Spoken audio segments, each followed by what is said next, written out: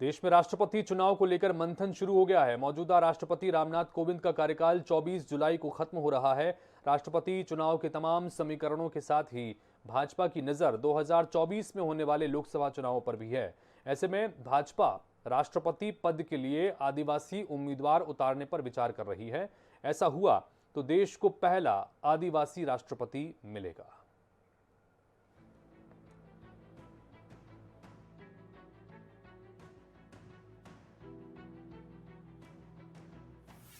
देश को मिल सकता है पहला आदिवासी राष्ट्रपति। मुंडा, ओरांव और मुर्मू के नाम चर्चा में।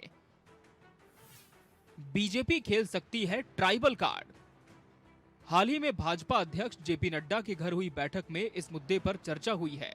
लोकसभा की 543 सीटों में से 47 एसटी वर्ग के लिए आरक्षित हैं।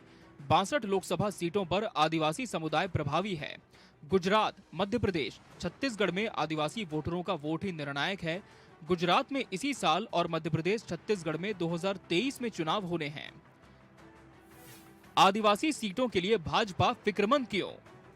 गुजरात के गढ़ में भी भाजपा आदिवासियों को साधने में सफल नहीं रही। 182 सदस्यीय विधानसभा में 27 सीटें एसटी के लिए आरक्षित हैं।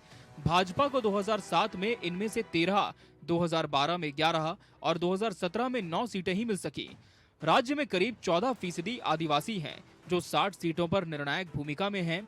झारखंड की 81 विधानसभा सीटों में 28 सीटें एसटी के लिए आरक्षित हैं।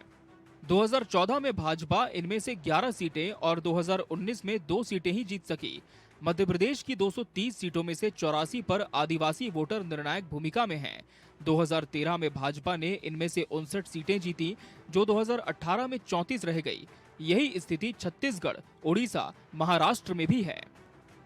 केंद्रीय मंत्री अर्जुन मुंडा, जुअल ओरांव, पूर्व राज्यपाल द्रौपदी मुर्मू और छत्तीसगढ़ की राज्यपाल अनुसुईया उइके प्रमुख आदिवासी नेता हैं, जिनके नाम राष्ट्रपति पद के लिए चर्चा में हैं। ऐसा हुआ तो वेंकैया नायडू और राजनाथ सिंह जैसे नाम दौड़ से बाहर हो जाएंगे। आइए एक नजर डालते हैं राष्ट्रपति पद के लिए चर्चित चेहरों पर। अर्जुन मुंडा।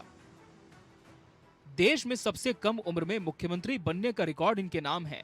झारखंड में दूसरी बार मुख्यमंत्री निर्वाचित हुए। झारखंड विधानसभा में खरसावां का प्रतिनिधित्व करते हैं अर्जुन मुंडा। जुअल ओरांव। जुअल ओरांव वर्तमान जनजातीय मामले के केंद्रीय मंत्री हैं। सुंदरगढ़ संसदीय क्षेत्र से लगातार 3 बार चुनाव जीता है। पिछले चुनाव में कांग्रेस प्रत्याशी और पूर्व मुख्यमंत्री हेमानंद से पराजित हुए हैं। द्रौपदी मुर्मू। द्रौपदी मुर्मू भारतीय राजनीतिज्ञ और झारखंड की राज्यपाल रही हैं। ये देश की पहली आदिवासी महिला राज्यपाल रह चुकी हैं।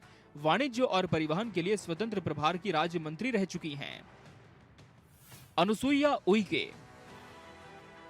अनुसुईया उइके भारतीय जनता पार्टी की राजनेत्री और भारतीय संसद की सदस्य हैं। इनके पास वर्तमान में छत्तीसगढ़ की राज्यपाल का दायित्व है। आदिवासी मामलों के लिए हमेशा मुखरता से आवाज उठाती हैं।